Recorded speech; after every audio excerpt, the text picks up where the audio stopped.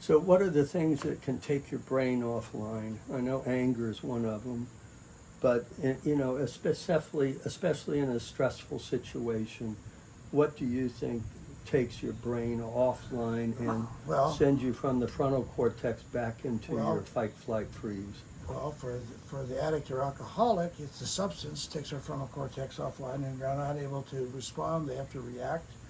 And the families are usually so full of fear, disappointment, shame, and embarrassment, all that stuff, that they have a tendency. Fear will take your brain off, will shut off your frontal cortex. So now the family's the only thing they can do is react. And we have an addict that's reacting, and then we have the families reacting, and we've got not one sound mind trying to make these life-changing decisions. You know, one of the things I like to say is that one dysregulated brain cannot support another dysregulated brain. But they can sure spread it to the other brains, Yes, they can. which is what we're trying to manage. Yes, yes. So, And what's a dysregulated brain? What does that mean? a dysregulated brain is all of a sudden you feel lit up and you don't know how to respond. It's from your fight, flight, freeze part of the brain. And when you go to that part of your brain, you're reacting instead of from your frontal cortex responding. And what we want to do is slow down, trying to help people get out of their reactionary brain and take them back into their responsive brain, because they think more clearly, they can set boundaries much easier, and so it goes a lot smoother when families are speaking from their responding brain.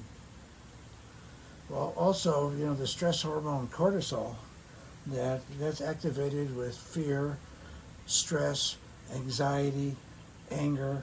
All these things cause you to be really, your cortisol levels go through the moon. That also shuts off your frontal cortex, so you're no longer able to make rational decisions. You no longer have insight into the cause and the effect.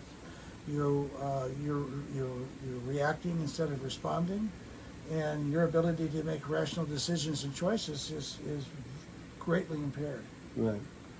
So what should you do? What should people do when they're in that place? Get grounded. Nothing. Don't miss an opportunity. Never miss an opportunity to say nothing. and that's true. When we start reacting, we say stuff that it can take 2 weeks of therapy just to clean up the messes that we can make in about 15 seconds. Or less. Some of the things I've said from my reactionary brain, I wish I could draw them back in about the instant I said them. So Jim, how long have we been working together? A long time, but I was just going to add, there was a family very recently that somebody had said something that it was just like, I couldn't believe they said it, and my inside voice wanted to just go at them. Right. But what I've learned is that I don't do anything. I bookmark it so that I have it ready, available when there's a more appropriate time to respond to them. Right.